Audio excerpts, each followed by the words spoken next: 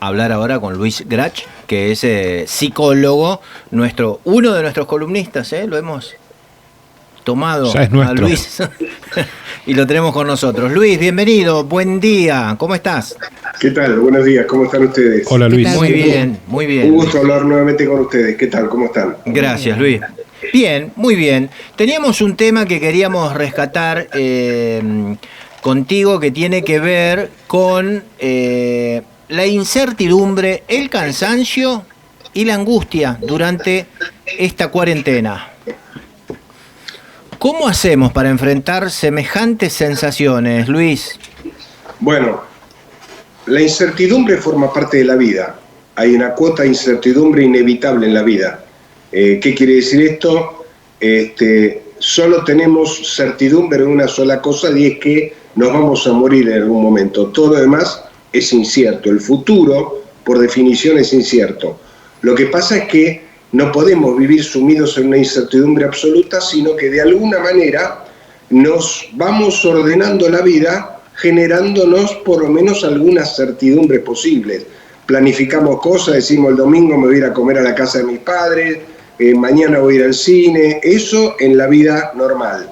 Hoy estamos todos atravesando por una situación de incertidumbre que no sabemos cuándo ni cómo va a terminar esta situación de la pandemia para todos y para cada uno de nosotros y nuestros seres queridos. Todos estamos viviendo una situación de incertidumbre, no sabemos ni en qué fase de la cuarentena vamos a estar, ni a qué nos tenemos que acostumbrar, si esto va a terminar y cuándo. Obviamente estas cosas tienen un comienzo y tienen un final. Todos quisiéramos saber cuándo, pero no lo podemos saber, así que tenemos que aprender a tolerar cierto nivel de incertidumbre. Ahora, la incertidumbre y la ansiedad tiene que ver también con la personalidad previa de una persona. ¿Qué quiero decir con esto? Estamos todos en la misma tormenta, pero no estamos todos en el mismo barco. Cada uno vive esta situación acorde a cómo ha sido su historia personal, a cómo es su carga genética, a su capacidad de tolerar la incertidumbre y la ansiedad. No todo el mundo tolera la ansiedad del mismo modo. Hay gente para la cual, hay chicos para los cuales rendir una prueba es una situación terrible, hay gente para la cual hablar en público es tremendo, pero bueno, hay personas que tienen más capacidad de tolerar la ansiedad y la incertidumbre. ¿Y qué es básicamente la ansiedad? La ansiedad es la sensación subjetiva de anticipación de que algo va a ocurrir en el futuro, algo que puede ser negativo, algo que puede alterarnos la vida. Tenemos como una sensación de ansiedad frente a cuestiones, por ejemplo, incluso hasta alegres. Un chico tiene programado mañana una excursión, un picnic, se va a dormir a la noche, pero está ansioso. ¿Por qué está ansioso? Porque no ve la hora de que llegue el picnic, porque tiene miedo de que llueva, porque tiene muchas ganas de ver a sus amiguitos. Es como la necesidad de anticiparse al futuro, de traer el futuro al presente. También un adolescente puede estar ansioso por cómo le fue en la facultad, por si va a aprobar o no va a aprobar el examen, puede estar ansioso porque no sabe si la chica a la que se declaró le va a decir que sí o le va a decir que no, si la puede besar o no la puede besar. Todos tenemos que acostumbrarnos a convivir con una cierta cuota de ansiedad y de incertidumbre en la vida. Lo que pasa es que cuando la ansiedad es crónica y se prolonga excesivamente, el ser humano ya cae en una situación de estrés. ¿Qué quiere decir de estrés? Estrés quiere decir que el organismo está sometido a una exigencia que puede ser de tres tipos. Hay tres tipos de estrés. Hay un estrés rutinario, que es el estrés que tenemos todos los días, es el estrés que tienen ustedes cuando se levantan a la mañana, viajan a la radio, tienen que decidir de qué van a hablar, lidiar con el tránsito, el estacionamiento. Probablemente en Neuquén la cosa sea bastante menos estresante que en Buenos Aires, pero algo de eso tenemos todos, un estrés rutinario que es vestir a los chicos, llevarlos al colegio. Hay un estrés agudo que es cuando de pronto uno tiene una noticia mala, lo llaman por teléfono y le dicen que, qué sé yo, que el padre está internado porque tuvo un problema cardíaco. Ese es un estrés agudo. Y hay un estrés crónico que es el que estamos viviendo nosotros después de 100 y pico de días de cuarentena, de no saber cuándo termina esto, de no saber si vamos a salir indemnes, si nuestra familia va a salir indemne, si nadie se va a contagiar, y ese estrés crónico ya adquiere un nombre que se llama distrés. El estrés normal se llama eustrés, el estrés crónico, el estrés patológico, que produce una sensación de agotamiento psicológico. ¿Por qué? Porque, para resumir, en el proceso de estrés, digamos, el estrés proviene de la más antigua época del ser humano en el planeta Tierra.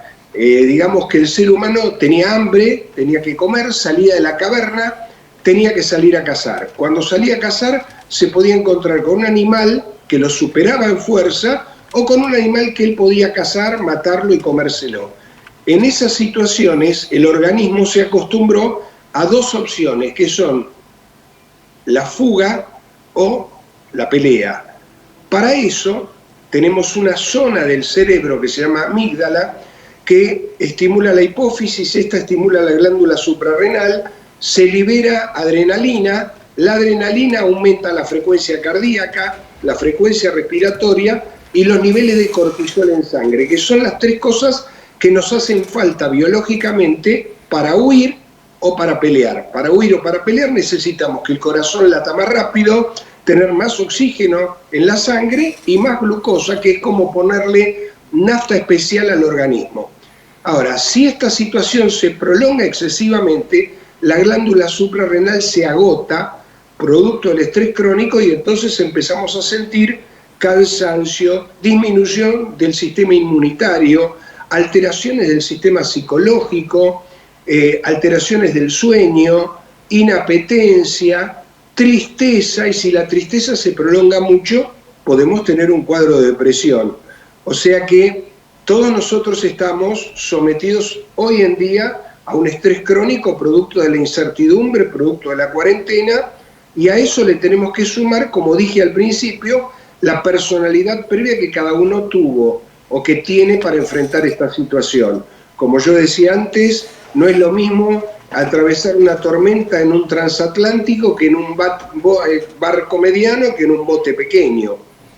Frente a eso, el yo de todos nosotros, de todos los seres humanos, es como si fuera una copa de vino. Si la copa es pequeña, con una pequeña cantidad de vino ya se derrama. Y si la copa es grande, puede contener más cantidad de vino. El yo, entonces, le pasa lo mismo con la angustia. Cuando la ansiedad es muy grande, el yo se desborda y empezamos a padecer angustia. ¿Cuál es la diferencia entre la ansiedad y la angustia?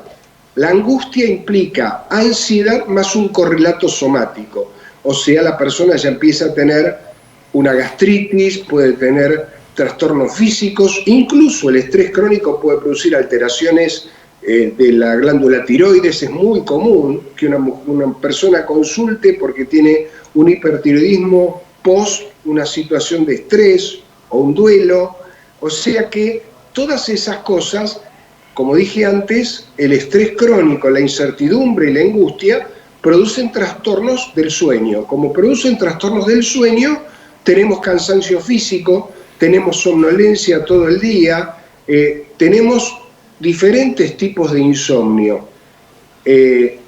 Nosotros, los psicoterapeutas, ponemos el capítulo de insomnio todo bajo lo mismo, pero en realidad hay básicamente tres tipos de insomnio. El insomnio de conciliación, que es cuando a una persona le cuesta conciliar el sueño, se acuesta y no se puede dormir. Ese es típico de la ansiedad. ¿Por qué? Porque nos pasa a todos que nos vamos a dormir y no nos acordamos si apagamos o no apagamos el horno. ¿Qué tenemos que hacer? Tenemos que ir a la cocina, verificar que apagué el horno, me quedo tranquilo, bajé la ansiedad y entonces me puedo dormir. Hay otro tipo de insomnio que es el insomnio de mantenimiento, cuando uno se despierta a mitad de la noche, que es cuando uno ya lo que tiene es una depresión leve, una distimia, que es muy común. Yo estoy recibiendo hoy en día muchas consultas por trastornos del sueño, productos de justamente el tema que ustedes plantean, que es la incertidumbre, la angustia y las alteraciones del ritmo circadiano, que es el ritmo, las variaciones que tenemos del metabolismo a lo largo del día. Por Luis, eso, sí, perdón. Tenemos que pasar a otra entrevista. ¿Podemos dejar el tema de los trastornos del sueño para la próxima semana? ¿Quieren hablar específicamente de los trastornos del sueño? ¿Te parece? Lo que ustedes prefieran. Perfecto. Gracias. Hasta la semana próxima. Al contrario, gracias a ustedes. Adiós. Un abrazo.